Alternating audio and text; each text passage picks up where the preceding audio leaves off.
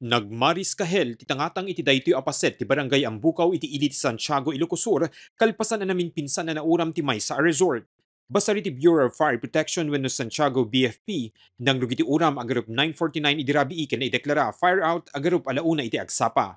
Light materials iti kang runaan na nausari ti pasdek kas kaditi kayo arason nga alisto a nagramaram iti apoy. Iti agdamawan pa iti estimated value digiti nadadael.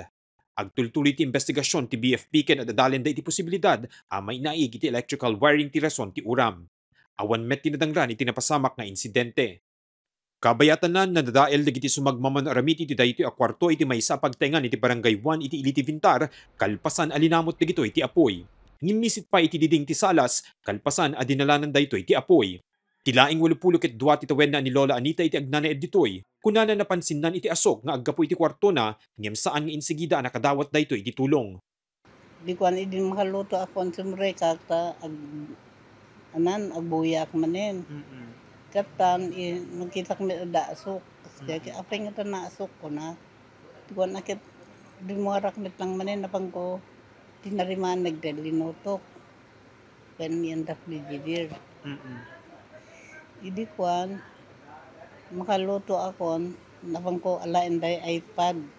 Nakasasok met una yan, kasi iso nuklukat at tatawa. Napnon sumrek si angin tam. Gabot tam makita nga kumarkarot asok. Napa nag-agayab ka na giti katalunan mi, anan. Ada makatulong, kajak met amo ada day.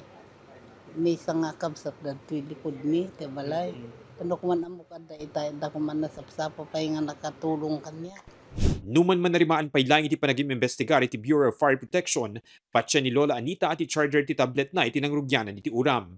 Nakacharge sa iPad, katan idi bagkatek tay iPad na tukulen. Kumet na lagi, dakmet na lagi tay charger nga inikat. Dikat isot ng aron tay nabating ko. Ang ko na lagi talaga, awan pulos ti panunod ko di. Nagasat met na napansin ti karuban ni Lola Anita ani Manang Leticia iti asok.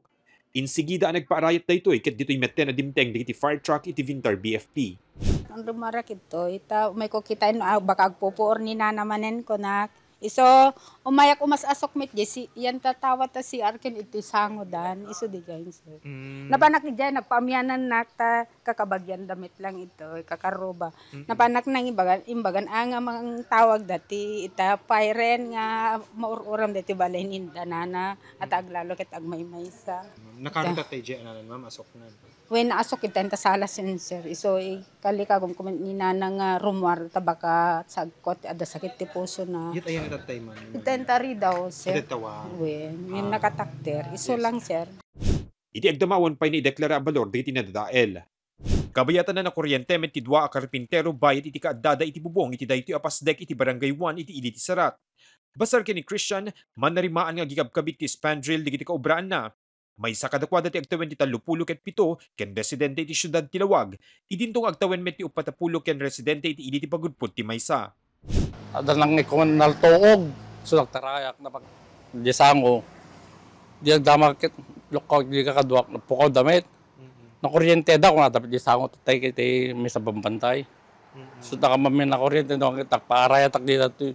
Sango may napanta na pulis, ambulansya. So may dapat nag-rescue dagos. Okay mi lang sir nga nakaidada sa poste may sa nakatugaw. Ito'y rooftop, sir. Well, Ngem conscious data tayo, sir. marigatan da tuwak da tayo. Basar kariti adda iti nakapasamakan ti insidente na isagi iti maysa kariti biktima iti ulo na iti primary line nga addaan iti 13,200 volts. Posible na basa iti sakada gapo iti panaglinglinget da ken nakabaddek da pa iti galba arason nga agpadadaan na kuryente. Apaman na ibaba ida digiti rescuers insigida na itaray digito iti balay pagagasan para iti pan nakataming da.